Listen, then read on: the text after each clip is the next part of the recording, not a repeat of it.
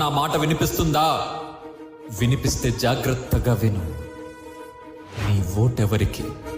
అభివృద్ధి చేసే వాళ్ళని గెలిపిద్దామా, లేక అభివృద్ధిని అడ్డుకునే వాళ్ళని గెలిపిద్దామా?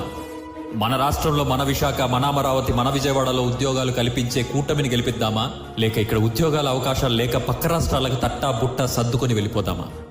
మీరే ఆలోచించండి. మొదటి సంతకం మెగా డిఎస్సిపై అంటున్న కూటమి కావాలా, లేక జాబ్ క్యాలెండర్ పేరున దగా చేసిన పనికి మాలిన ప్రభుత్వం కావాలా? 5 ఏళ్లలో మన రాష్ట్రంలో 20 లక్షల ఉద్యోగాలు కల్పించే ఆలోచనతో కూటమి ముందుకొచ్చింది.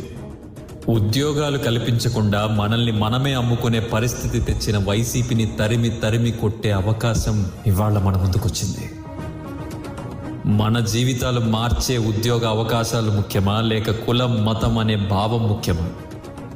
ఆలోచించి ఓటే. నీకే చెబుతున్నా యువత, నీ భవిష్యత్